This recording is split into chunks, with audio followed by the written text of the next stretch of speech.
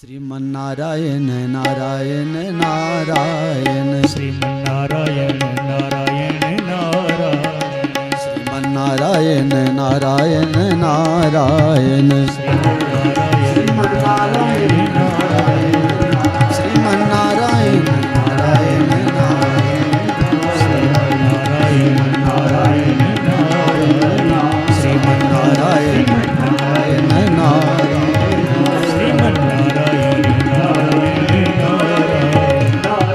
नारायण नारायण नारायण श्रीमन्नारायण। जब भजन कर रहे थे तो बच्चों ने पहले तो मना किया कि हम धून नहीं बुलाएंगे, तो तुम्हारे पिताजी आ जाएंगे तो मारेंगे। लेकिन प्रहलाद जी का धून बंद कराने के लिए एक मित्र ने जैसे ही उनका स्पर्श किया उसमें भी करंट लग गया। श्रीमन्नारायण नारायण नारायण श्रीमन्नारायण नारायण नारायण। प्रहलाद जी के मित्र लोग भी कीर्तन करने लगे। गुरु जी के कान तक बात पहुंच गई। गुरु जी ने कहा ये क्या कर रहा है, दौड़ करके आए और जब ही चेलाओं को छुआ, ये क्या कर रहे हो, बंद करो। जब ही छुआ तो करंट गुरु जी को भी लग गया और गुरु जी भी गाने लगे श्रीमन्नारायण नारायण नारायण। प्रहलाद जी ने कहा एक काम करो, जब गुरु जी आ ही गए हैं तो गुरु जी को जरा और मजा चखाओ। गुरु जी को तो पकड़ के अब चेला लोग उठा उठा के जोर से ऊपर फेंकते, बीच में फिर उसको लपक लेते, फिर गुरु जी को ऊपर पछाड़ते और गुरु जी ऊपर ऊपर गाते जा रहे हैं श्रीमन्नारायण नारायण नारायण श्रीमन्नारायण। ऐसी स्वर लहरी, ऐसा धुन चला, इतने जोर से सबने जयकार किया, बोलो बाल कृष्ण भगवान की जय। ये आवाज पहुंच गया हिरण्याकशिपु के कान तक। हिरण्याकशिपु दौड़ा, आज तो किसी को नहीं छोड़ूंगा। और जब आया तो देखा तो ये गुरु जी को पढ़ाने भेजा था, ये गुरु जी भी नाच रहे हैं। गुरु जी को आवाज लगाया, है गुरु जी ऐसा ही सिखाया था तुमको। संतों का कहना है कि अगर उस समय हिरण्याकशिपु भी किसी को छू देता तो वो भी धुन करने लगता, लेकिन उसने किसी को छुआ नहीं और जोर से मुक्का को पछाड़ा, बंद करो। जब ही आवाज लगाया सब के सब बंद हो गए। जो बच्चे लोग थे वो लोग बेचारे डर के मारे कोना में घुस गए। प्रहलाद जी को न डर लग रहा है, न हर्ष हो रहा है, न दुख हो रहा है। बाह पकड़ लिया प्रहलाद जी का, यही कहा था तुमको, जिस नारायण का धुन लगाते हो है कहां, कभी देखा? कहां? हाँ देखा। कहां देखा? इतने में एक लोहा का खंभा जो अग्नि से जला करके अग्नि स्वरूप बनाया हुआ है, उस पर देखा तो एक छोटी सी कीड़ी, चींटी छोटी सी ऊपर जा रही है और नीचे आ रही है, ऊपर जा रही है और नीचे आ रही है। प्रहलाद जी ने कहा पिताजी इसमें अगर मनुष्य को सटा दिया जाए तो वो भी मर जाएगा, लेकिन देखिए ये कीड़ी, ये चींटी कैसे जा रही है, आ रही है। इसका मतलब ये है कि पिताजी मेरे भगवान इस खंभे में भी होना चाहिए। अगर मेरे भगवान इस खंभे में नहीं होते तो इस चींटी को बचाता कौन? हमारे भगवान इसमें ही है। तो कहा जब इसमें है तो पहले तुम्हारे भगवान का ही खबर ले लें, तुम्हारा खबर बाद में लेंगे। हाथ में तलवार लिया और जब ही खंभे को चीरने के लिए, मारने के लिए दौड़ा तो खंभा चीर करके भगवान नरसिंह प्रकट हुए। बोलो श्री नरसिंह भगवान की जय। भगवान ने हुंकार लगाया,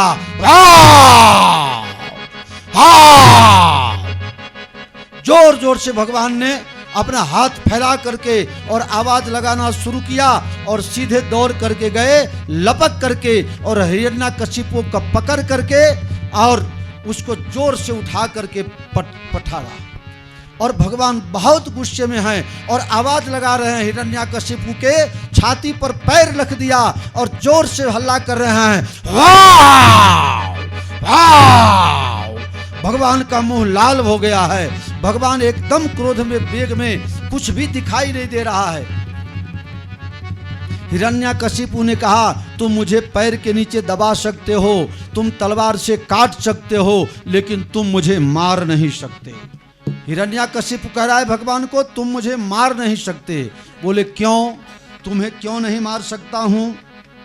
बोले मैंने भगवान से वरदान मांग लिया था कि न मैं दिन में मरूं न मैं रात में मरूं। भगवान ने कहा सूरज भगवान दिखते हैं? बोले ना। तो ये दिन हुआ? बोले ना। अच्छा अंधेरा हो गया? बोले ना। तो रात हो गई? बोले ना। ये जो संध्या काल होता है न खाने के लिए, न भोगने के लिए, न कमाने के लिए, एकमात्र परमात्मा के भजन करने के लिए होता है। ध्यान देना, जब सूरज भगवान डूब जाएं अथवा डूबने की तैयारी हो, सूरज डूब जाएं और अंधेरा हुआ न हो, ये जो समय गारा है इसके अंदर सिर्फ भगवान का भजन करना चाहिए। तो भगवान ने पूछा बेटा ये दिन है कि रात है? बोले सूरज नहीं है तो दिन नहीं हुआ और अंधेरा नहीं है तो रात नहीं हुई। सूरज भगवान के बिना और अभी उजाला है इसलिए दिन है, अंधेरा नहीं हुआ तो अभी रात भी नहीं है। तो न दिन है न रात है, दोनों है दोनों नहीं है, पता ही नहीं चलता ये क्या है। भगवान ने कहा अब तो तुम्हें मार सकता हूं। बोला फिर भी नहीं मार सकते, क्योंकि मैंने भगवान से कहा था न मैं अंदर मरूं न बाहर मरूं। भगवान ने कहा मैं कहाँ बैठा हूं बेटा? बोले चौखट पर बैठे हो। तो इसको अंदर बोला जाएगा कि बाहर? दरवाजे पर बैठे हैं भगवान, इसको अंदर बोला जाएगा कि बाहर? वो बोला ये तो अंदर भी नहीं है बाहर भी नहीं है, अंदर भी है बाहर भी है, दोनों है दोनों नहीं है। भगवान ने कहा अब मारूं? बोले अभी भी नहीं मार सकते। बोले अब क्या हर्जा है? बोले मैंने भगवान से वरदान मांगा था ब्रह्मा जी से कि न मैं अस्त्र से मरूं न शस्त्र से मरूं। भगवान ने अपना नख दिखाया, बेटा ये क्या है? बोले ये अस्त्र है न शस्त्र है, अस्त्र भी है शस्त्र भी है, दोनों है दोनों नहीं है। तो बोले अब इससे मार सकता हूँ? बोले फिर भी नहीं मार सकते हो। बोले अब क्यों नहीं मार सकता हूँ? बोले मैंने ब्रह्मा जी से एक और वरदान मांगा है, न मैं मनुष्य से मरूं और न मैं जानवर से मरूं। भगवान ने कहा जरा मेरे ऊपर मेरे तरफ ठीक से देख लीजिए मैं क्या हूँ। बोले ऊपर से तो बाघ हो और नीचे से मनुष्य हो, तुम्हारा मुंह बाघ जैसा है और धड़ तुम्हारा मनुष्य जैसा है, ऊपर से तुम पशु हो और नीचे से तुम मनुष्य। बोलो तो किसमें गिना जाएगा? बोले मनुष्य भी हो पशु भी हो, मनुष्य भी नहीं हो पशु भी नहीं हो, दोनों हो दोनों नहीं हो। भगवान ने बोला अब तुम्हारा गला दबाऊं? कहा अभी भी नहीं मार सकते। बोले क्यों? बोले मैंने ब्रह्मा जी से वरदान मांग लिया था कि 12 महीना में मैं 1 महीना में भी न मरूं। चैत वैशाख जेठ आषाढ़ सावन भादो आश्विन कार्तिक अगहन पुष माघ फागुन, ये 12 महीना, इसमें से 1 भी महीना में मैं न मरूं। भगवान ने कहा अभी कौन सा महीना चल रहा है बेटा पता है? कहा अभी तो मलमास चल रहा है। बोले ये 12 महीना में नहीं आता, ये 13वां महीना बेटा तेरे लिए ही बनाई गई थी, मेरे आगे किसी की चालाकी नहीं चलती, ये 13वां महीना तेरे लिए है। कहता है तो फिर भी मैं नहीं मर सकता, तुम मुझे नहीं मार सकते। बोले क्यों? बोले मैंने भगवान से मांग लिया था ब्रह्मा से कि ब्रह्मा के द्वारा बनाई गई किसी से भी मैं न मरूं।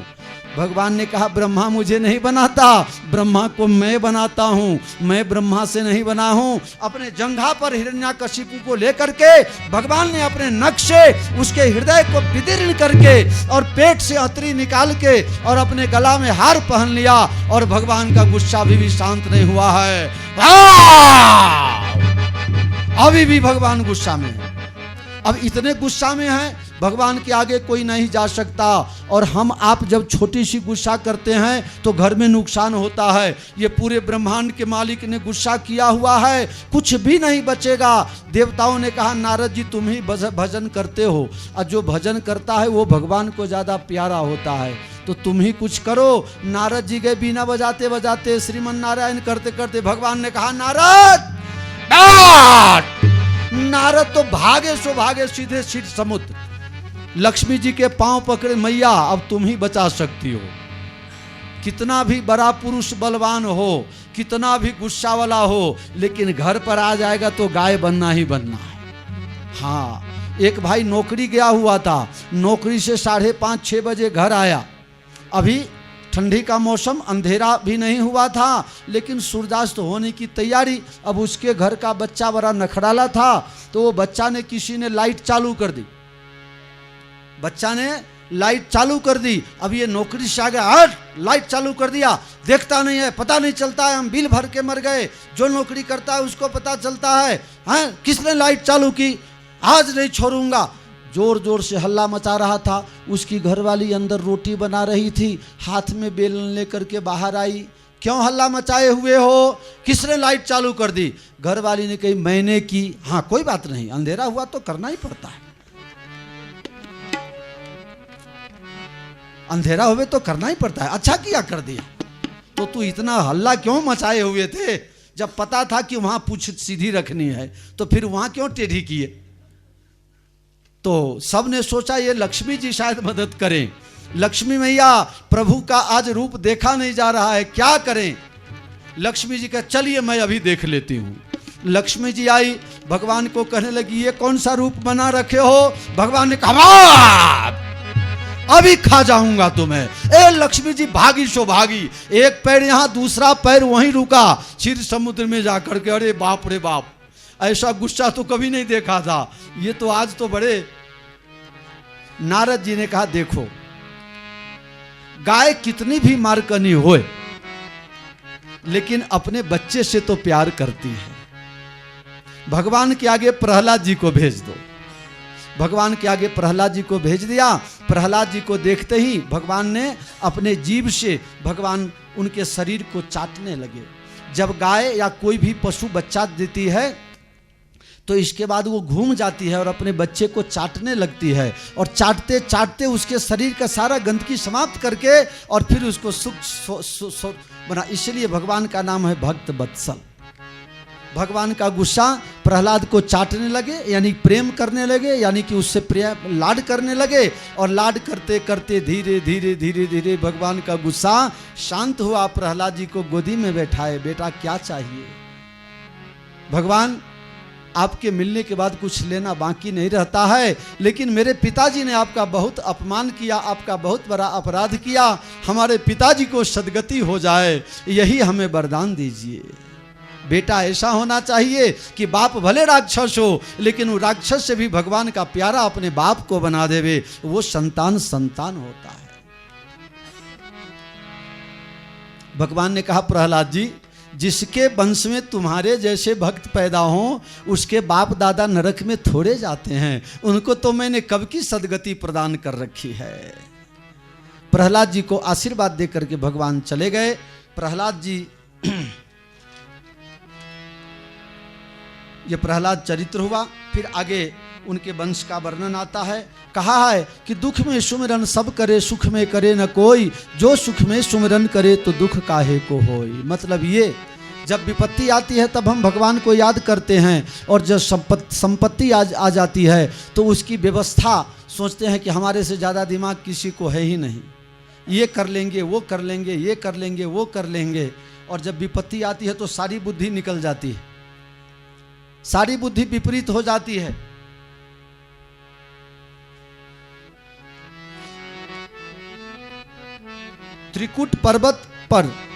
त्रिकुट पर्वत की कंदरा में एक हाथी रहता है। वो हाथी नहीं है, हाथियों का राजा है। उसकी 50 पत्नी और 150 बच्चा है, 150 संतान। एक दिन इच्छा हुई, हाथियों को पानी में नहाने का बड़ा मजा आता है। हाँ देखे हो ना। और सबसे ज्यादा मजा लेना हो तो श्रीलंका मेरे साथ चलना पड़ेगा। वहां हाथी का तबेला है। पूरे विश्व में एलिफेंट पार्क बना हुआ है पीने वाला में, पूरा हाथी का तबेला।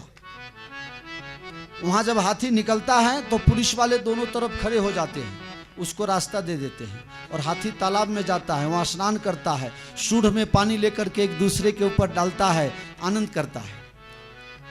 तो आज हाथी की इच्छा हो गई जरा जल विहार करने जाएं, और जल विहार में जब हाथी गया तो उसका पैर मगर ने पकड़ लिया। क्या बोलते हैं उसको? मगर, ग्राह। हिंदी में क्या आप लोग बोलते हैं? मगरमच्छ। वाह भाई वाह, क्या बात। तो मगरमच्छ का जो शक्ति है वो जल के अंदर लाखों गुना करोड़ों गुना बढ़ जाता है। जल में उससे कोई जीत नहीं सकता। हाथी का पांव पकड़ लिया, पहले तो खुजली जैसी लगी, लेकिन जब शाम का समय हुआ, सब बाहर निकलने लगे, तब देखा हाथी कि मेरा बल छीन हो रहा है और मैं अब बाहर नहीं निकल पा रहा हूं। बहुत प्रयास किया, पत्नियों को और बच्चों को आवाज दिया, तुम मुझे बचाओ। सबने प्रयास किया, लेकिन सबसे पहले बच्चे छोड़ करके चले गए। पत्नी ने छोड़ा, हम कैसे छोड़े, हमारे घर वाला है। 3 दिन तक वो लोगों ने भी प्रयास किया, सभी पत्नियों ने मिल करके, लेकिन बाहर नहीं निकाल सका। सोचा भाई चलो भाई, इनके ये तो मरने ही वाले हैं, मैं क्यों अपना सत्यानाश कराऊं, मैं जिंदा रहूंगी तो दूसरे से शादी कर लूंगी। सभी पत्नियों ने छोड़ दिया और ये बेचारे गजराज अकेले रह गए। जिसका कोई नहीं उसका। अंत में मनुष्य दवाई कर लेगा, डोरा बंधवा लेगा, आयुर्वेद से छुटकारा, सब कुछ जब कर लेगा, और डॉक्टर जब अंत में कह देगा कि अब इनको घर ले जाइए, अब इनको दवा की नहीं दुआ की जरूरत है, बस जब तक जिंदा हैं तब तक सेवा का लाभ लीजिए, अब इसमें कुछ होने वाला, तब आदमी कहाँ जाता है, भगवान के पास दुआ मांगने के लिए। गजराज को जब किसी ने मदद नहीं की तो भगवान को पुकारा। भगवान ने गरुड़ जी से कहा, चलिए गरुड़ जी। गरुड़ जी ने कहा, देखिए ये हैं बड़े भारी भगवान, लेकिन हमारे बिना कहीं आना जाना होता, मैं नहीं रहता तो ये कैसे जाते ये गांव से वो गांव। भगवान ने सोचा, अच्छा ग्राहक, ये मगरमच्छ को तो बाद में पता चलेगा, पहले तुम्हारा ही काम तमाम करें। भगवान ने कहा, गरुड़ जी आइए, चलना है। गरुड़ जी आ गए, भगवान ने अपना छोटा उंगली डाल दिया, बोले उड़िए। अरे महाराज क्या मजाक कर रहे हो, आप जरा ठीक से बैठो तो सही, बड़ा अहंकार करता है, त्रिलोकीनाथ को उड़ाता हूं, पहले मेरा एक उंगली तो उड़ा के देख, तेरे अंदर उड़ने की शक्ति मैंने प्रदान की है। भगवान ने गरुड़ को छोड़ा और खुद ग्राहक के पास पहुंच गए। तब तक हाथी का थोड़ा सा सूंड बचा हुआ था, बाकी का सब पानी में चला गया था। उसी सूर से उसने एक कमल का फूल लेकर के और भगवान को जब समर्पित कर ही रहा था, अभी तो गोपाल का खाली गो ही बोला था, पाल बोलना बाकी ही था। भगवान ने अपने हाथ से उसका सूंड पकड़ा और जोर से झटका दिया, गज के साथ में ग्रह भी बाहर आ गया। भगवान ने ग्रह का उद्धार किया और गजराज को बचाया। परीक्षित जी से सुखदेव जी ने प्रश्न पूछा। अभी तक परीक्षित जी पूछ रहे थे, अब सुखदेव जी पूछ रहे हैं। परीक्षित जी, भगवान ने गजराज का उद्धार किया कि ग्राह का उद्धार किया? परीक्षित जी कह रहे हैं, गुरु जी ये तो समझ में नहीं आती, ग्राह को मारा तो पहले उसका उद्धार होगा, गजराज का तो जब होना होगा तब होगा। लेकिन उसको भगवान अगर छोटे से समुद्र से निकाल सकते हैं तो भव समुद्र से वही निकाल सकते हैं। हमें शरणागत होना है। ग्राह का उद्धार किया। गजेंद्र उद्धार के बाद एक कथा आपको सुनाऊं कि भगवान के ऊपर जो चढ़ाया गया वस्तु है, फूल है, माला है, बेलपत्र है, प्रसादी है, कुछ भी है, वो भूल चूक से भी हमारे पांव के अंदर नहीं लगना चाहिए। कहीं कहीं आप महादेव मंदिर में जाते हैं तो क्या करते हैं वहां के पुजारी लोग, आप 50-100 रुपया दक्षिणा के लोभ में वो क्या करते हैं, आपको बिलपत्र दे देते हैं, कुछ दे देते हैं, कुछ दे देते हैं। अब आप तीर्थ यात्रा गए हैं और 20 दिन के बाद घर जाने वाले हो, तब तक वो वस्तु खराब हो जाता है तो आप फेंक देते हो। पहला नंबर लो, मैं मना नहीं करता, लो, लेकिन उसको ले जाओ और लेमिनेशन करके घर पर रखना, उसमें पैर नहीं लगना चाहिए। बहुत अपराध होता है। महबूब की हर वस्तु महबूब होती है। भगवान का चढ़ाया हुआ कपड़ा वो भी पैर में नहीं आना चाहिए। लोग तो घर में पोछा बना देते हैं, भगवान उनका भी कल्याण करें। इसलिए भगवान पर चढ़ाया गया वस्तु पहले तो ले नहीं, अगर लो तो फिर संभल के रहना। आज दुर्वासा जी भगवान के यहाँ गए, भगवान ने स्वागत किया, महात्मा हैं और बड़े प्रभावशाली हैं, भगवान ने उनका सम्मान किया। एक फूल का माला अपने गले से निकाल के भगवान ने दुर्वासा जी को दे दी। दुर्वासा जी जा रहे थे, रास्ते में इंद्र भगवान मिल गए, इंद्र भगवान को दे दिया। इंद्र ने सोचा चलो ऐसे तो माला मेरे को बहुत आता जाता रहता है, उसने वो माला लेकर के अपने हाथी ऐरावत को पहना दिया। ऐरावत ने अपने सूंड से माला को तोड़ के और पैर के नीचे परिणाम ये हुआ कि इंद्र का बल घट गया और बलि महाराज ने इंद्र पर चढ़ाई कर दी और इंद्र का इंद्रासन जीत लिया। बेटा के अगर दुख हो तो सबसे ज्यादा दुख माँ को होता है, पत्नी से भी ज्यादा है। इसलिए कहा गया है बेटा जब विदेश जाता है और जब वहां से आता है तो माँ उसका मुंह देखती रहती है और उसकी पत्नी उसका सूटकेस देखता रहता है, कितना माल भर के लाया है, और माँ मुंह देखती। बेटा मोटा होके आएगा तो भी माँ क्या कहेगी, मेरा बेटा कितना दुबला हो गया है, अरे 37 किलो बढ़ गया, अभी भी दुबला है। लेकिन माँ की ममता ऐसी होती है। माँ बहुत दुखी हुई और महात्मा से विनती किया कि मेरे बेटा का राज वापिस आ जाए, ऐसा कुछ करो। कश्यप जी ने अदिति को समझाया, पयोदर व्रत करवाया है। पयोदर व्रत करने के बाद वामन भगवान का अवतार होता है। बोलो श्री वामन भगवान की जय। 12 उंगली का उनका शरीर है, कितना, अरे 52, 4 4 8 4 बार, इस तरह से इतने बड़े होंगे वामन भगवान। लेकिन क्या सुंदर दांत, जैसे दाढ़म के जैसे, गाल लाल टमाटर के जैसे, मुख की छवि सुबह के सूर्योदय की जैसे। भगवान का सुंदर, एक हाथ में अब एक छतरी लिए हुए हैं, एक कमंडल लिए हुए हैं, भगवान के नाम का जप रहे हैं। माता जी बहुत प्रसन्न हुई है, भगवान का अवतार हुआ। मैं बहुत संक्षेप में सुना रहा हूं क्योंकि कथा खूब बाकी है और कन्हैया का अवतार भी आधा घंटा में करवाना पड़ेगा। भगवान पहुंच गए हैं बलि राजा के यहाँ और बलि के ऊपर हो गई है गुरु की कृपा। भगवान की कृपा न हो और गुरु की कृपा हो तो वो आदमी बहुत पावरफुल हो जाता है, उसको भगवान भी हरा नहीं सकते। हाँ, भगवान भी उसके सामने जावे तो हरा नहीं सकते, गुरु कृपा ही सबसे बड़ी कृपा होती है। तो हो गई है वामन जी के, बलि जी के ऊपर भगवान गुरु महाराज की कृपा। वामन प्रभु बलि के यज्ञ में पधारे हैं, उनका स्वागत हुआ है। स्वागतम कृष्णा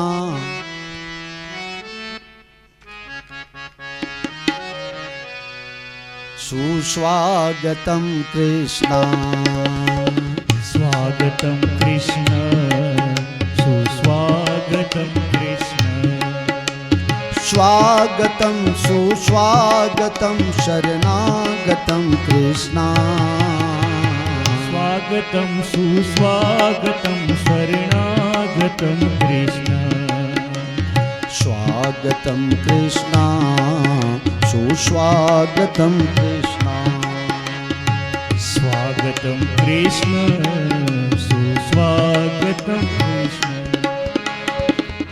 गाय की सेवा, संत की सेवा और गुरु की सेवा, ये 3 सेवा जिसके हाथ लग गए, जिसकी बुद्धि उसमें चली गई, समझ लो वो कभी दुखी हो नहीं सकता। इको बहुत ज्यादा है भाई, ध्यान रखो थोड़ा। गोविंद गोविंद गोपाला, गोविंद गोविंद गोपाला, गोविंद गोपाला, भज मुरली मनोहर नंद लाला, भज मुरली मनोहर नंद लाला, मेरो गोविंद गोविंद गोपाला, मेरो गोविंद गोविंद गोपाला। वामन भगवान को आते देख बलि राजा बड़े प्रसन्न हुए। ऐसा तेजस्वी ओजस्वी मनस्वी संत ब्राह्मण कभी देखा नहीं। गुरु महाराज देखिए, लगता है भगवान ही रूप बदल करके हमारे यहाँ आ गए हैं, वास्तव में तो थे ही। बलि राजा ने कहा इनको हमारे पास बुला लाइए। महाराज आप कहाँ रहते हो? बोले मेरा साधु जीवन है, कहीं भी रह लेता हूँ। महाराज कहीं भी रह लेते हो, अपना कोई आश्रम नहीं बनाया? बोले नहीं, मैं अपना आश्रम नहीं बनाया। एक जगह रहने से गंदगी बढ़ती है, इसलिए कहा गया है साधु तो बोलो। अब मैं हर महीने यात्रा करता हूं तो लोग पूछते कहते हैं कि बापू आश्रम तो रहते ही नहीं हो। अब क्या करूं भाई, मैं तो दोनों तरफ से फंसा। साधु चलता भला, उसमें भी लोग मना करते हैं, और जब रहता हूं तो भी मना, और जाते हैं तो भी मना। क्या बात है, आज दुनिया से कोई पहुंची बड़ी नहीं ने, कोई पहुंची बरवानू नहीं। तो महाराज एक काम करो, आप तो हो छोटे, मेरी इच्छा यही है कि आप मेरे ही यहाँ रहो, मेरे राज्य में ही आप रहो। भगवान ने कहा मैं कहीं रहता नहीं, मैं तो रमता राम हूँ, आज यहाँ रमता जोगी बहता पानी, ये दोनों की अकथ कहानी, दसों दिशा जागीर। तो मैं तो रमता जोगी हूँ, मैं कहीं ठहरता नहीं। महाराज कुछ आप यज्ञ में आए हो तो यज्ञ प्रधान, दक्षिणा प्रदान होता है। यज्ञ कितना भी बड़ा करो, अगर दक्षिणा में कमी कर दी तो यज्ञ का फल नहीं मिलता है। दक्षिणा से ब्राह्मण साधु संतुष्ट होना चाहिए, तब जाकर के। अभी तो करने के लिए क्या करते हैं लोग, महाराज को ही सब बोलते हैं, महाराज पूरा कॉन्टेक्ट आपका। और महाराज भी क्या करते हैं, चढ़ा हुआ नारियल, चढ़ा हुआ थाली, चढ़ा हुआ कटोरी, चढ़ा हुआ सुपारी, सब वही का वही लेके ले आते हैं।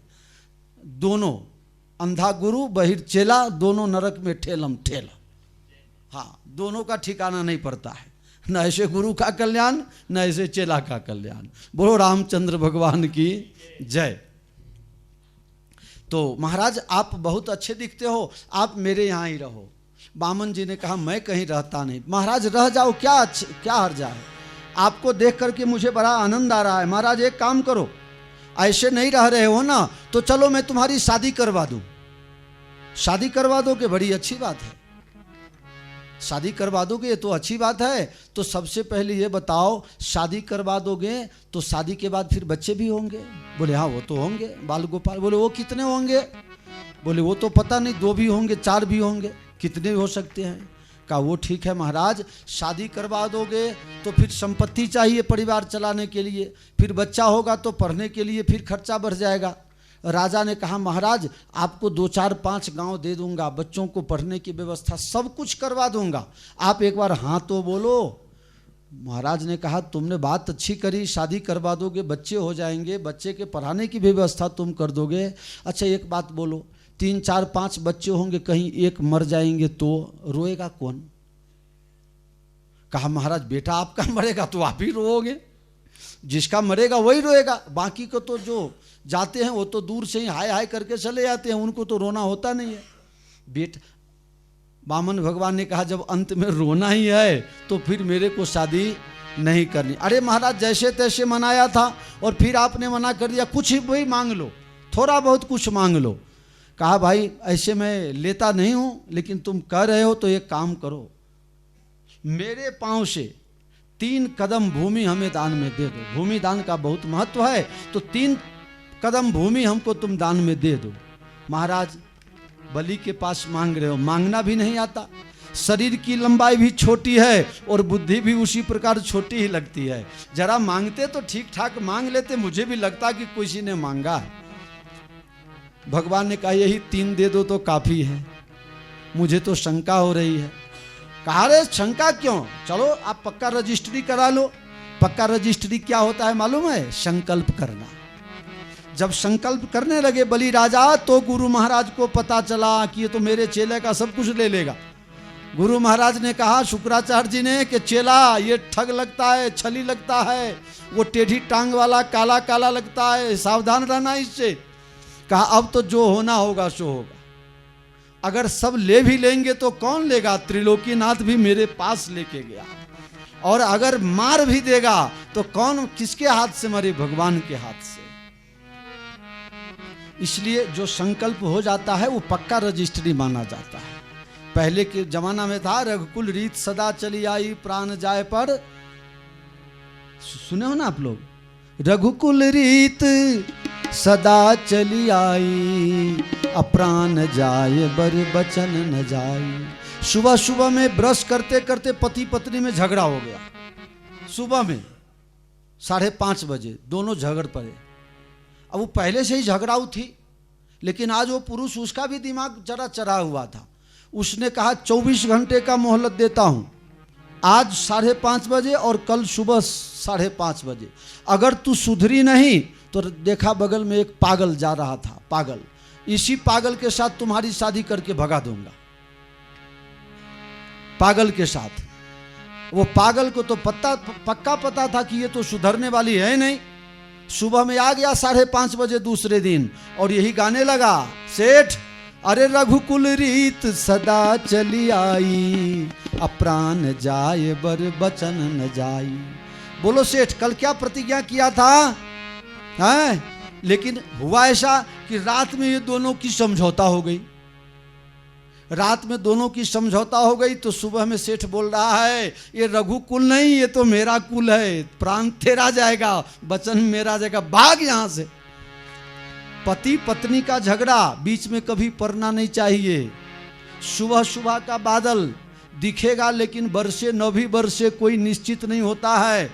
पति पत्नी का झगड़ा कोई ठिकाना नहीं, कब समझौता हो जाए। सुबह का बादल पता नहीं, बरसे भी ना चला जाए। और बकरी को लड़ाई करते आप लोग देखे हो? दो बकरी कैसे लड़ती है?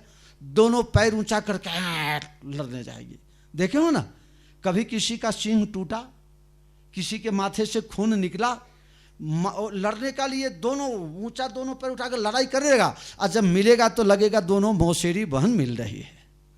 इसका ठिकाना नहीं करना चाहिए। एक आदमी का झगड़ा हो गया पति पत्नी में, तो बात इतना हद तक बढ़ गया कि वो डाइवोर्स तक बात आ गई, डाइवोर्स तक।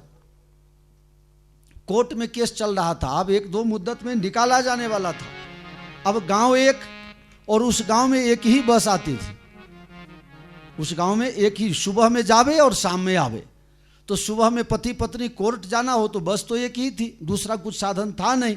बस में दोनों बैठ गए, पति बैठ गया आगे कंडक्टर ड्राइवर के पास, अब पत्नी देखी वो आगे हैं तो हम क्यों उनके पास जाएं, वो पीछे सीट में जाके बैठ गई। अब कंडक्टर आया, टिकट टिकट टिकट, तो आगे बैठे हुए श्रीमान जी ने कहा दो दे दो। कहा दो किसकी? बोले वो सबसे पीछे लाल साड़ी वाली बैठी है, वो मेरे लाला की मम्मी है, उसकी भी दे दो। अब कंडक्टर फिर गया पीछे, टिकट टिकट टिकट, तो लाल साड़ी वाली माताजी बोली कि एक दे दो। बोले क्यों? बोले तो ये एक क्यों टिकट ले रही हो, तुम्हारी टिकट तो हो गई। बोले कौन, किसने ले लिया? बोला वो सबसे आगे टोपी पहन के बैठा हुआ है उसने। कहा वो तो मेरा घर वाला, मैं तो लड़ाई करती हूँ, डाइवोर्स पर की तैयारी है, मेरी टिकट ले ली। ए सुनते हो, उतर जाओ, अपने केस वापिस। मैं इतना सताती हूं फिर भी मेरी टिकट ले ली।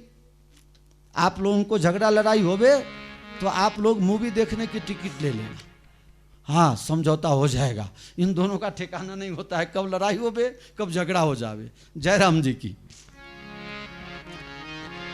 महाराज 3 दे दो तो सही है, प्रतिज्ञा कर लिया। गुरु महाराज ने सोचा मेरे गुरु चेला का सभी कुछ लूट जाएगा, तो संकल्प करने के लिए जो जल नारचा माथी जो जल लेता था तो जब उसी में घुस गए शुक्राचार्य जी ने। भगवान ने डाभ, क्या बोलते हैं, कुशा, हाँ कुश लेकर के भगवान ने उनका आंख फोड़ दिया और फिर वहां से भागे। फिर जल निकला और संकल्प हो गया और भगवान ने 3 पग भोगी मांगना नापना शुरू कर दिया।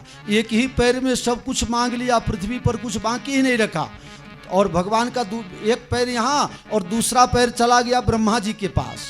ब्रह्मा जी ने उसको धो करके रखा, गंगा जी बन गई चरणामृत को। बोले तीसरा पैर कहाँ रखूं? तीसरा पैर रखने का कहीं जगह नहीं है, और 3 कदम का तूने वचन किया है, अब तो तुम्हें नरक में जाना ही पड़ेगा। बलि ने कहा महाराज नरक में जाऊंगा, आप भेज रहे हो इसलिए, लेकिन मेरा एक प्रश्न है प्रभु, संपत्ति बड़ा होता है या संपत्ति का मालिक बड़ा होता है? भगवान ने कहा सीधी सी बात है, संपत्ति का मालिक बड़ा होता है। तो प्रभु आपने तो मेरी संपत्ति नाप ली है तीनों लोक की, मुझे कहाँ नापा है? आपका तीसरा कदम मेरे सर पर रख दो, मेरे सर पर अपना तीसरा कदम रखिए। भगवान बध गए, बलि को पाताल में भेज दिया। भगवान बड़े खुश हुए। भगवान ने कहा बोलिए बलि जी आपको क्या चाहिए? भगवान क्या चाहिए? जो चाहिए वो आप देंगे? हाँ दे देंगे। ऐसा कीजिए मेरे घर के 14 दरवाजे हैं, मैं किसी भी दरवाजे से कभी भी निकलूं तो आपका दर्शन होना चाहिए। अब तो भगवान चक्कर लगाने लगे, क्या पता ये किस दरवाजे से। भगवान ने सोचा ये तो मेरे को चपरासी बना दिया, अब तो मैं छूट ही नहीं सकता। बस नारद जी गए हैं लक्ष्मी जी के पास, लक्ष्मी जी आई हैं, बलि राजा को राखी बांधी है। बलि ने कहा बहन क्या चाहिए? ये तुम्हारा चपरासी है ना, यही चाहिए। अरे बहन ये क्या मांग रही हो? कहा ये चपरासी नहीं, ये हमारे घर वाला, हम हैं लक्ष्मी, हम हैं लक्ष्मी। भगवान को छुड़ा करके लक्ष्मी जी लक्ष्मी नारायण बोले हैं। बोलो लक्ष्मी नारायण भगवान की जय। बलि राजा को बंधन से मुक्त किया गया है। भगवान राजा सत्यव्रत की आकांक्षा को पूर्ति करने के लिए भगवान ने मत्स्य अवतार लिया था। हम अब राम कथा की ओर जाएंगे।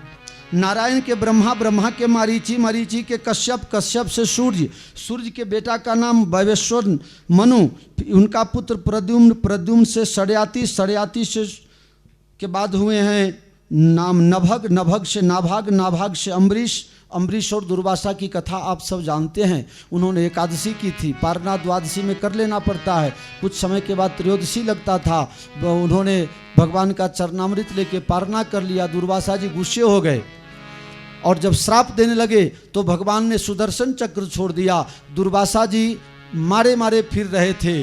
नारद जी की प्रेरणा हुई और फिर राजा अम्बरीश ने भगवान से सुदर्शन चक्र से प्रार्थना किया और दुर्वासा जी की जान बचाई। भगवान भक्त के अधीन होते हैं। तो ये आप कथा जानते हैं। फिर आगे जाकर के युवनाश के यज्ञ जल पीने से गर्भवती हो गया और फिर उसका जन्म हुआ। उसके बेटा का नाम हुआ मांधाता। मांधाता का मुचकुंद, मुचकुंद के बाद अंशुमान, त्रिवदन, त्रिवदन से त्रिशंकु, त्रिशंकु के बाद हरिश्चंद्र राजा हुए। हरिश्चंद्र के बाद बाहुक, सगर, असमंजस, अंशुमान, दिलीप, भगीरथ और भगीरथ ने गंगा जी को यहाँ लाने का प्रयत्न किया। ध्रुवलोक, सप्तऋषि मंडल, शिवधारा, सुमेरु, हिमालय से होते हुए गंगा सागर में गंगा जी मिलती हैं। तो इस तरह से आगे वंश में जाते हुए खडवांग हुए, दीर्घबाहु हुए, रघु हुए और रघु के बेटा का नाम हुआ अज। अज के यहाँ दशरथ जी का जन्म हुआ और दशरथ जी की 3 रानी हैं, लेकिन एक भी संतान नहीं है। वाह क्या बात है। अवधपुरी रघुकुल मणि राउ, अवधपुरी रघुकुल मणि राउ, वेद विदित तेहि दशरथ नाउ, वेद विदित तेहि दशरथ नाउ। श्रृंगी ऋषि वशिष्ठ बोलावा, श्रृंगी ऋषि वशिष्ठ बोलावा, पुत्र काम शुभ यज्ञ करावा, पुत्र काम शुभ यज्ञ करावा। यह भी बाँट देहु निरपजाई, जथा जोग यही भाग बनाई। यही विधि गर्भ सहित सब रानी, यही विधि गर्भ सहित सब नारी। यही विधि कछुक काल चली गयऊ, सुख जुत कछुक काल चली गयऊ।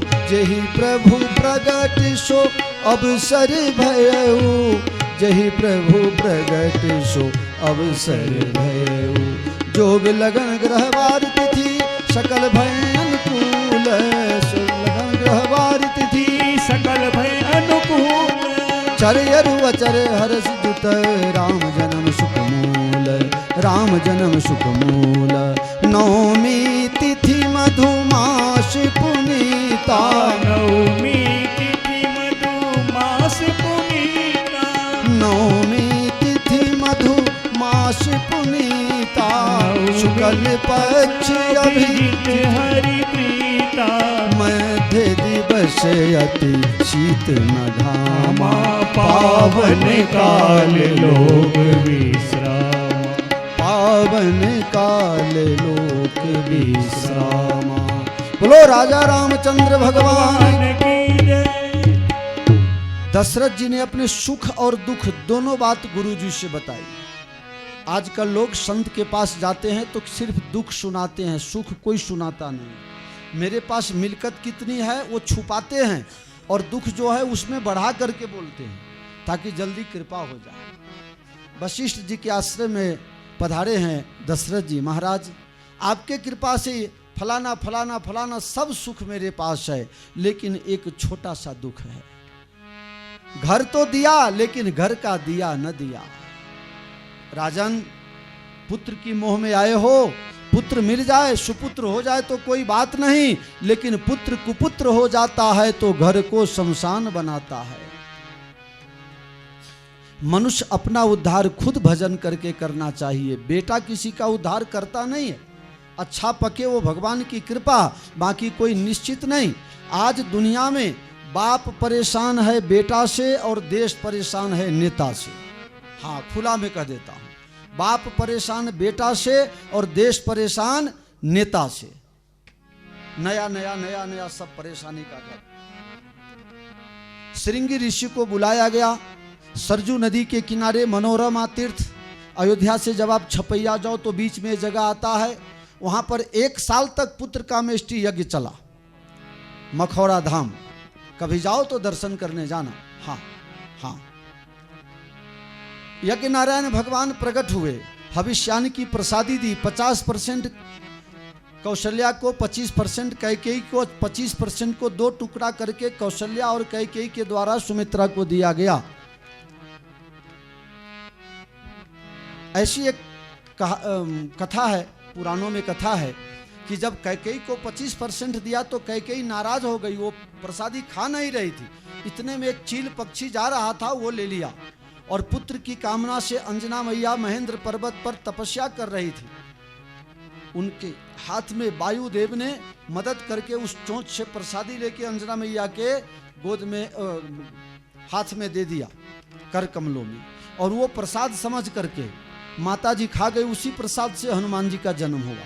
इसीलिए कहा गया है हनुमान चालीसा में, तुम मम प्रिय भरतहि सम भाई, तुम मम प्रिय भरतहि सम भाई। क्या कहा भगवान ने? तुम मुझे किस तरह प्रिय हो?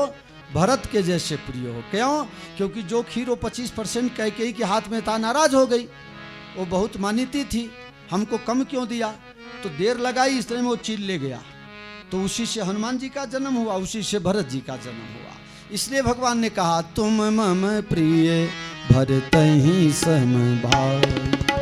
तुम मम 9 महीना बीत गया है, अब अंतिम समय चल रहा है। 2, 4, 5 दिन में भगवान का अवतार होगा। वशिष्ठ जी ने कहा, हे दशरथ जी, जब किसी की पत्नी गर्भवती हो तो उसकी इच्छा कुछ हो तो पति को चाहिए कि उसकी इच्छा पूरी करे। हाँ, जाइए। आजकल की क्या क्या इच्छा होती है पता है आपको? किसी को चटनी अच्छा लगता है, किसी को अचार अच्छा लगता है, किसी को होटल का खाना अच्छा लगता है, किसी को किसी का पिक्चर देखना अच्छा लगता है। ये सब देख लेना, ध्यान देना। अगर माँ बार बार बीमार हो जाती है तो समझ लेना बेटा बीमार ही पैदा होगा। अगर माँ को भजिया पकौड़ी खाने की इच्छा होती है तो समझ लेना बेटा बड़ा चटाकेदार होगा। और अगर कोल्ड ड्रिंक्स पीने की इच्छा हो तो समझ लेना बेटा आगे जाके बोतल वाला हो जाएगा। हाँ, ये सब है। अगर बार बार पिक्चर दिखने की इच्छा हो रही हो तो समझ लेना जॉनी वॉकर का भांजा ही पैदा होगा। हाँ, ये सब नियम बताया गया है। दशरथ जी पूछने आए, कौशल्या जी गुरु की आज्ञा से आया हुआ, आपकी कुछ इच्छा? बोले हाँ, मेरी इच्छा यही है जल्दी से जल्दी भगवान का दर्शन हो जाए और मैं भगवान के भजन में ही लगा रहूं। कैकेयी जी आपकी क्या इच्छा है? कैकेयी ने कहा, मेरी इच्छा यह है कि मेरे घर में जो बेटा पैदा हो भगवान का भक्त पैदा हो। सुमित्रा जी आपकी क्या इच्छा है? मेरी इच्छा यही है, दोनों माता ने अपने अपने हाथ से मुझे प्रसादी दिया है, तो मैं ये सोचता हूँ मेरा 2 बेटा होगा तो एक बेटा इनकी बेटा के सेवा में और एक बेटा इनकी बेटा के सेवा में, मैं एक भी न रखूं। ये है रघुकुल। जोग लगन ग्रह बारी तिथि सकल भय अनुकूल, चर अरु अचर हरस जुत राम जन्म सुख मूल। आज चैत्र महीना शुक्ल पक्ष 9वीं की तिथि है, मंगलवार का दिन है। योग लगन ग्रह वार तिथि सबके सब अनुकूल हो गए। सरजू जी जो समुद्र तरफ जाती थी अयोध्या तरफ आने लगी। संत महात्मा जो अलग अलग जगह रहते थे सब अयोध्या में आ गए हैं, सब आनंद मना रहे हैं। किसी को पता नहीं, सब सजावट बनावट में लगे हुए हैं।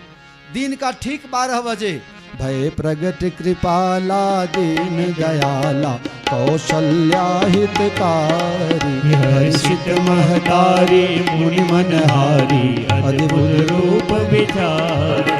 भगवान प्रकट हुए कौशल्यानंदन वर्धन भगवान श्री राजा रामचंद्र की, लखनलाल जी महाराज की, भरतलाल जी महाराज की, शत्रुघ्नलाल जी महाराज की, अयोध्या धाम की, सरजू मैया की, संत समाज की, कनक भवन की, हनुमानगढ़ी की, राम जन्मभूमि की, छोटी छावनी की, जानकी महल की, लक्ष्मण किला की, हनुमत निवास की, हनुमत सदन की। जय जय सीताराम। पूरा अयोध्या घुमा दिया ना। लाओ सवा रुपया निकालो। अयोध्या में अति आनंद होने लगा। चलो चलो री कौशल्या के द्वार,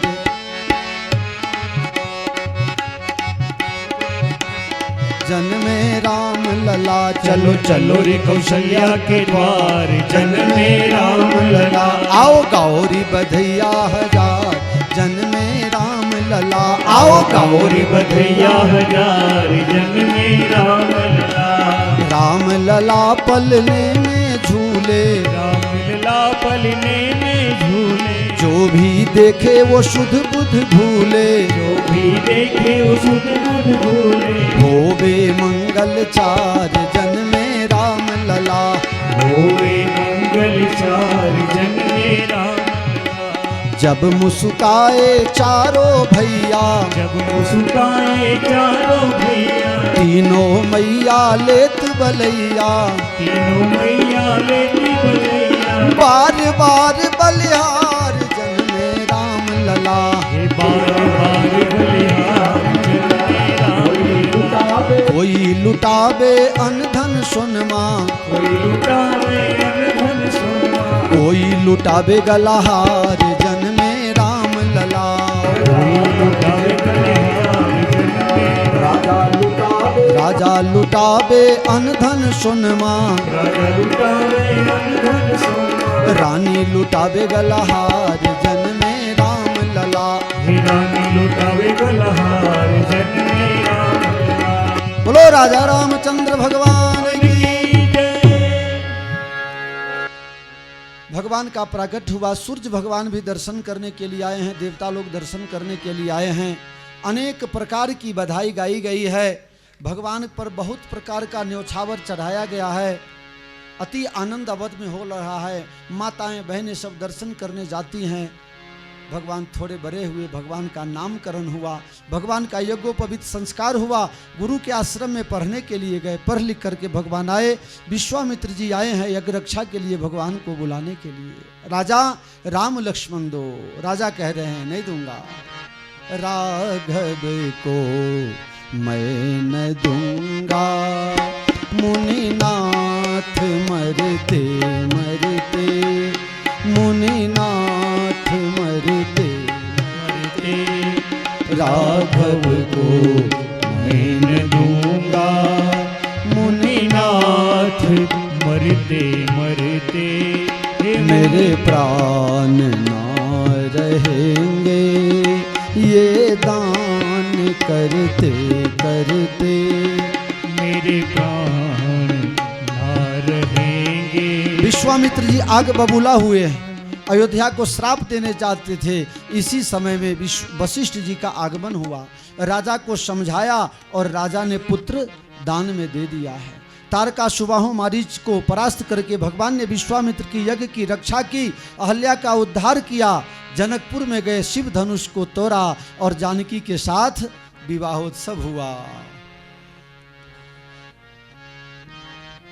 दुल्ह राम सिए दुल्हीरी, दुल्ह राम सिए दुल्हीरी, दुल्ह राम सिए दुल्हीरी। अति आनंद हो गया। भगवान श्री अयोध्या आए। अयोध्या वासियों ने भगवान से प्रार्थना किया, मारा दीन दयालु सीताराम, दयाए भी करे जो ने। श्वासे श्वासे तू तारो नाम, दयाए भी करे जो ने। भगवान राम जी को राज्याभिषेक होना था। देवताओं की प्रेरणा से, भगवान की इच्छा से भगवान वन में गए। सीता का हरण हुआ, हनुमान जी से मित्रता हुई, सुग्रीव के द्वारा सीता शोध का कार्य किया गया। हनुमान जी महाराज 7 समुद्र लांघ करके उस पार गए, सीता माता को ढाढ़स बंधाया, चूड़ामणि लेकर के वापिस आए। भगवान को सीता की ऐसी दर्द भरी कहानी सुनाई। भगवान तुरंत उसके रा करके, तुरंत आवेश में आकर के और सेना को अलर्ट कर दिया और सेना चल रही है। चिक करहि दिग्गज डोल, महिगिरि लोल, सागर थर भरे, मन हरस सब गंधर्व, सुर मुनि नाग किन्नर दुख करे। कटकटाहि कटकटाहि मरकट विकट, भट बहु कोटि कोटिन धावहि। जय राम प्रबल प्रताप कौशल, नाथ गुण गण गावहि। यही विधि जाय कृपा निधि, उतरे सागर तीर, जहाँ तह लागे खान फल। भालु विपुल कपि, भालु विपुल कपि, भालु विपुल कपि वीर। विभीषण जी ने रावण को समझाने का प्रयत्न किया, माना नहीं रावण, लात मार के निकाल दिया। भगवान के यहाँ फिर आ गए। गुजराती रामायण में, बहुत पुराना एक रामायण है गिरधर रामायण, उसमें लिखा गया, भगवान ने कहा, जो रावण आवशे शरणागत कर हेत, तो हूँ एने अयोध्या आपीस, वैभव राज समेत हूँ करिस तप बन मा जई। राज कर से लंका राय, पन विभीषण ने जे लंका आप्यू ते मिथ्या नव था। विभीषण जी उस पार कैसे जाया जाएगा? भगवान आप चाहें तो अग्निबाण चला के उस पार जा सकते हैं, समुद्र को सुखा सकते हैं, लेकिन लड़ाई अच्छा विकल्प नहीं होता है। पहले अपने विनती करे। 3 दिवस तक पंथ मांगते रघुपति सिंधु किनारे, बैठे पढ़ते रहे चंद अनुनय के प्यारे प्यारे। एक नाद भी उत्तर में जब एक नाद भी उठा नहीं सागर से, उठी अधीर धधक पौर उसकी आग राम के सर से। अरे लक्ष्मण बाण सरासन यानु, सोखों पारिद विशिकृशानु, सटसन विनय कुटिल सन प्रीति, सहज कृपन सन सुंदर नीति। ममता ममता रथ सन ज्ञान कहानी, अति लोभी सन विरति बखानी। लाइए लक्ष्मण जी अग्निबाण। लक्ष्मण जी खुश हो गए, ये काम तो प्रभु मुझे करने देते तो अच्छा होता। सुख सारण रावण के द्वारा भेजा गया, भगवान की करुणा को देख करके खुश हो गया। लक्ष्मण जी ने एक चिट्ठी लिख करके दे दी, जाओ ये रावण को देना। रावण को सुख सारण समझाने का प्रयत्न किया, लात मार के उसे भी निकाल दिया। भगवान अंगद को दूत बना के भेजे, रामेश्वरम की स्थापना करी, जो 11वां नंबर का ज्योतिर्लिंग माना जाता है। मैंने वहां 6 बार कथा की भगवान की कृपा से। तो रामेश्वरम की स्थापना हुई, भगवान ने शंकर जी की आराधना करके अंगद को दूत बना करके भेजा, और लड़ाई अवश्यम भावी हो गया है। फिर आक्रमण किया गया है। 23 दिन तक अंत में राम रावण की लड़ाई हुई। भगवान ने 31 बाण संधान करके उसके पुण्य को, उसके नाभि प्रदेश में आक्रमण किया, उसको पुण्य को सुखाया, और 30 बाण से रावण का भगवान ने विनाश किया। मंदोदरी को आशीर्वाद दिया। भगवान पुष्पक विमान में बैठ करके रामेश्वरम भगवान की पूजा करके अयोध्या आए। बंदर भालुओं को भगवान ने मनुष्य बना दिया। ये राम कथा है प्यारे। जब आप राम कथा सुनते हैं तो वहाँ बंदर भी सुंदर हो जाता है। अयोध्या में जितने बंदर आए तो सब ढूंढ रहे थे, बंदर कहाँ गया, बंदर कहाँ गया। भगवान ने कहा ये सामने तो बैठे हैं। बोले ये कैसे हो गए?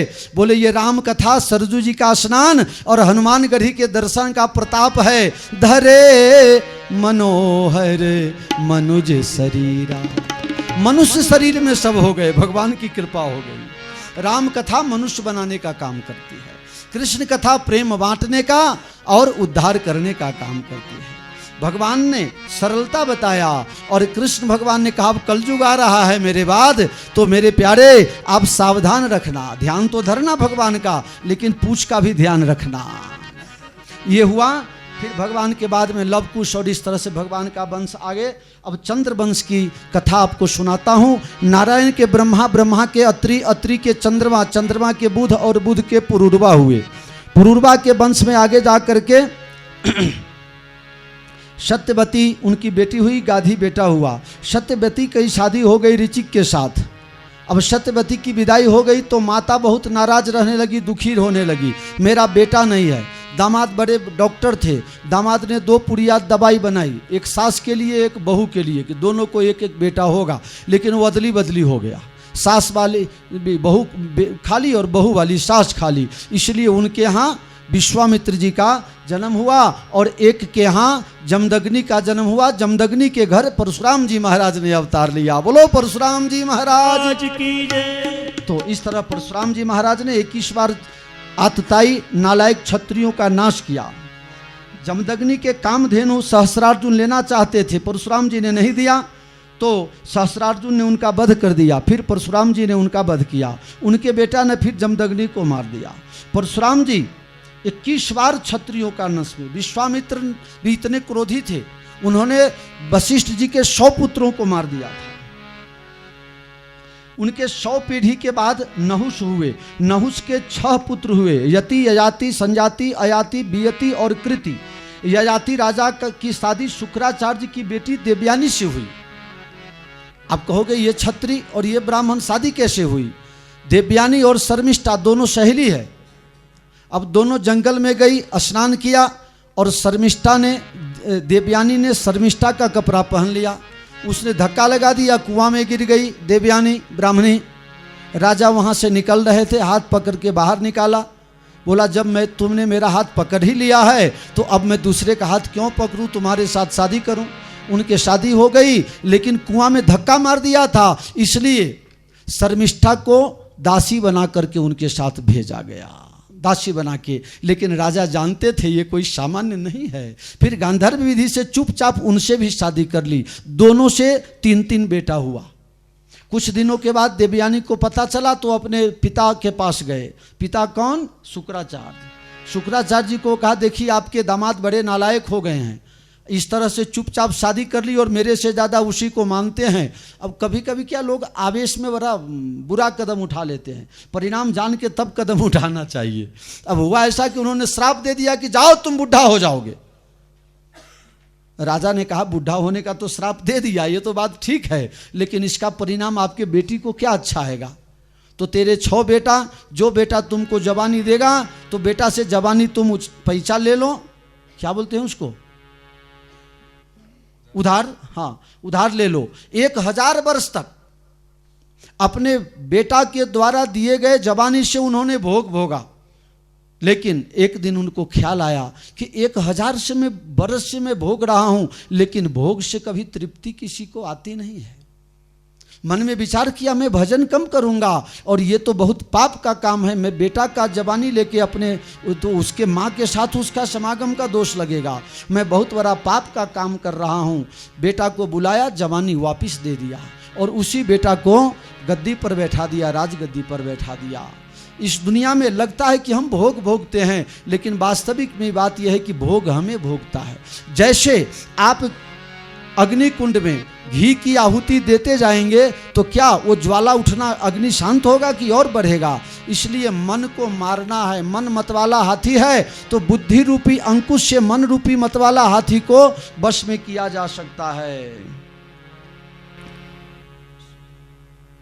आगे रंती देव की कथा आती है। पुरु के वंश में आगे जाके शकुंतला हुए, उनके भरत की कथा आप जानते हैं। एक रंती देव राजा हुए। रंती देव राजा के समय में अकाल पड़ा, बहुत दुखी हो गया। अंत में 200 ग्राम चावल मात्र बचा। लास्ट बार भगवान को भोग लगा के भगवान से प्रार्थना किए कि मैं अपने सभी प्रजाजनों के दुख को अपने अंदर में अनुभव कर सकूं। बरसात हुआ है, राजा रंती देव का जय जयकार हुआ है। उनके वंश में आगे यदु वंश हुआ। यदु वंश में एक राजा हुए देवमीढ़। उनकी 2 पत्नी है, एक पत्नी का अर्जन पर्जन और दूसरी से सूरसेन पैदा हुए। अर्जन पर्जन के नवनंद हुए और सूरसेन के यहाँ वसुदेव जी पैदा हुए। वसुदेव जी की 7 पत्नी है। सबसे छोटी पत्नी देवकी, रोहिणी के यहाँ बलराम और देवकी के 6 पुत्रों को कंस ने मारा।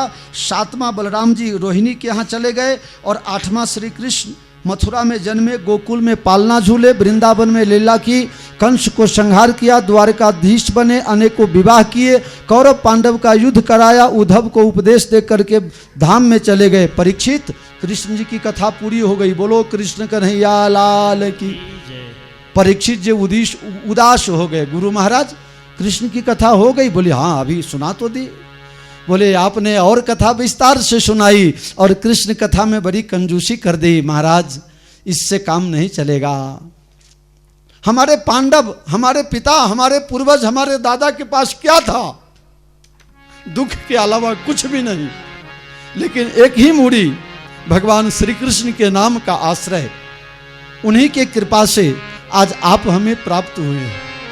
मुझे गर्भवास में रक्षा उन्होंने की, उनकी कथा में तो कंजूसी नहीं चलेगी, उनकी कथा तो थोड़ा विस्तार से सुनाना पड़ेगा। जब जब होई धर्म की हानि, बाढ़हि असुर अधम अभिमान। मथुरा के राजा हैं उग्रसेन। उग्रसेन की पत्नी गर्भवती थी, जंगल में गई, द्रुमिल नाम के राक्षस का परछाई पड़ गया, जिससे बेटा पैदा हुआ कंस।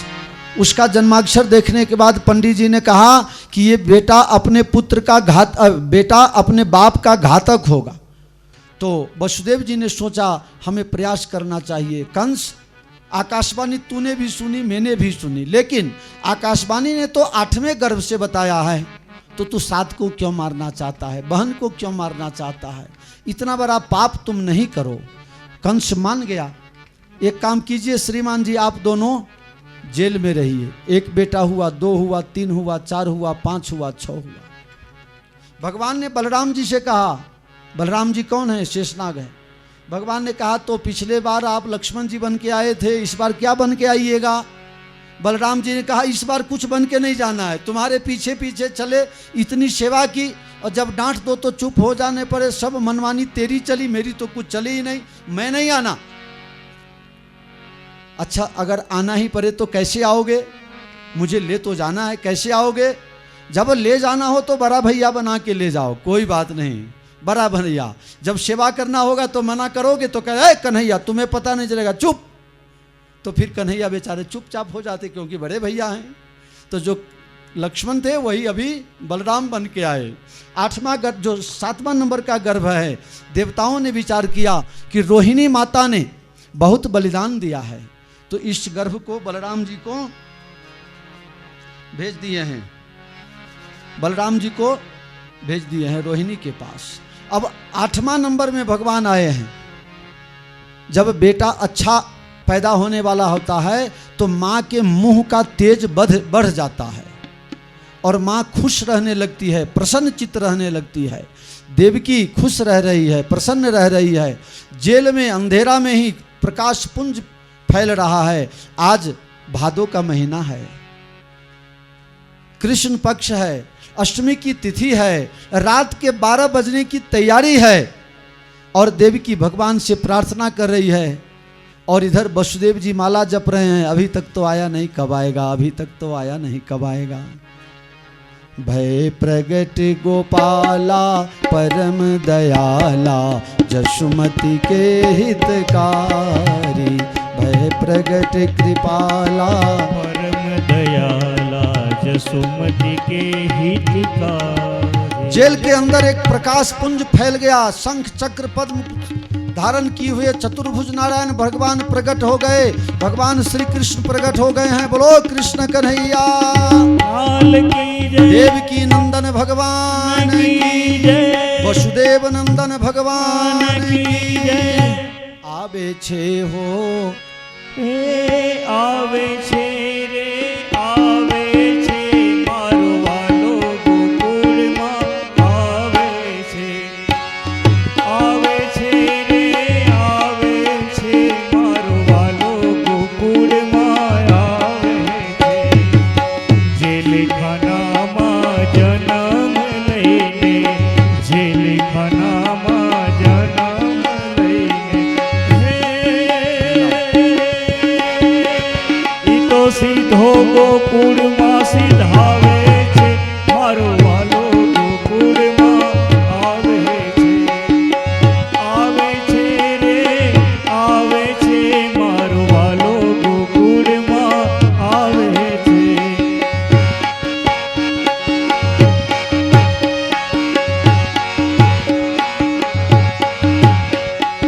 आखा नगर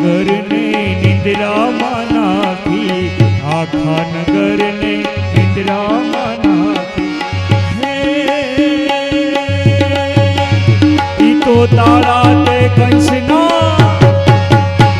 तो तारा ते कंसना तोड़ावे छे मारो वालो गोकुळમાં આવે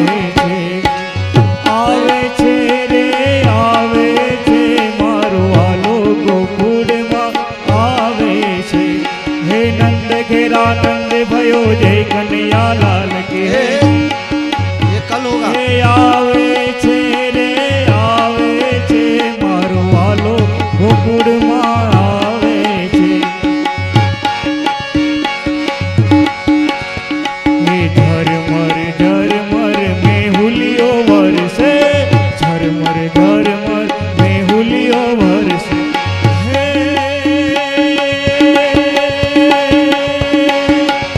એનો નાદ ગગનને ગજાવે છે મારો વાલો ગોકુળમાં આવે છે હે આવે છે રે આવે છે મારો વાલો ગોકુળમાં આવે છે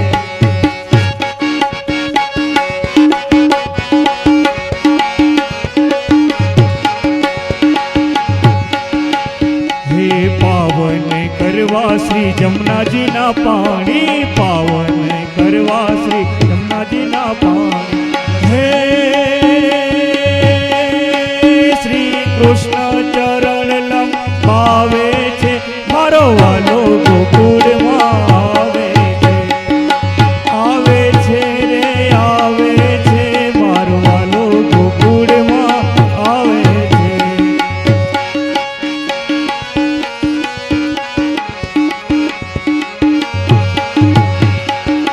આજે ગોકુળિયામાં નવરંગનો બત વાગે જો આજે ગોકુળિયામાં अभी तो मथुरा में है भगवान, भगवान अभी मथुरा में આવે है। છે રે આવે છે મારો વાલો ગોકુળમાં આવે છે હે આવે છે રે આવે છે મારો વાલો ગોકુળમાં આવે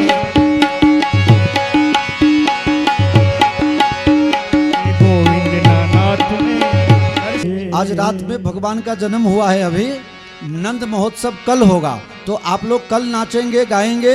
अभी तो किसी को पता ही नहीं हो, तो मैं कथा के माध्यम से आपको बता रहा हूँ।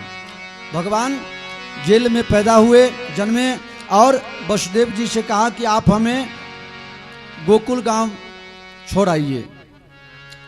वसुदेव जी ने लाला को टोपली में लेकर के जब ही चलने लगे तो हाथ पैर की बेरियां हथकड़ियां टूट गई, सारे पहरेदार सो गए। यमुना जी ने चरण स्पर्श करना चाहा, भगवान ने अपना चरण लंबा करके यमुना जी को चरण स्पर्श कराया और लाला को, कन्हैया को जशोदा जी के पास सुला करके, और वहाँ एक बच्ची माया अभी पैदा हुई है, योग माया को लेकर के वसुदेव जी फिर वापस जेल में आ गए। जब ही जेल में आए तो फिर से हथकड़ियाँ लग गई, फिर से पहरेदार सब जग गए, बच्ची रोने लगी और हल्ला हल्ला होने लगा। जब ही हल्ला होना शुरू हुआ तो पहरेदार जगने लगे और पहरेदार ने हल्ला मचाया, ए हो गया हो गया हो गया। दौड़े, कंस ने आया और योग माया को अपने हाथ में लिया। जब पत्थर पर पछाड़ने के लिए जा रहा था तभी योग माया उसके हाथ को छुड़ा करके आकाश में जाकर के आकाशवाणी करती है, ए दुष्ट कंस, तू मुझे क्या मारना चाहता था? तेरे मारने वाले तो अभी गोकुल में पहुंच गए हैं। गोकुल में कहाँ, किस गांव, किसके घर? बोले वो तो तुम्हें ढूंढने की जरूरत नहीं है, वो तुम्हें ढूंढते ढूंढते तुम्हारे यहाँ आ जाएगा। इस तरह से आज की कथा को यहीं विश्राम देते हैं। भगवान का अवतार हुआ। कल हम लोग नंद महोत्सव मनाएंगे। कल सुबह में आप लोग बधाई गाएंगे, नंद महोत्सव होगा, गीत होगा, भगवान की और लीलाओं का वर्णन करेंगे और कल की कथा को हम पहुंचाएंगे गोवर्धन नाथ की कथा तक। बोलो कृष्ण कन्हैया लाल की, बाल कृष्ण भगवान की जय, देवकी नंदन भगवान की जय, वसुदेव नंदन भगवान की जय, भक्त वत्सल भगवान की जय, राधा के प्यारा की जय, गोपियों के प्राण धान की जय, जय जय सीताराम, जय जय राधे श्याम। हरि ओम नमः पार्वती पते। हर हर महादेव हर। आरती उतारिए वाला गिरधर लाल ने, आरती उतारिए वाला गिरधर लाल। हे जसोदाना लाल ने द्वारिका नाथ ने, हे जसोदाना लाल ने द्वारिका नाथ ने।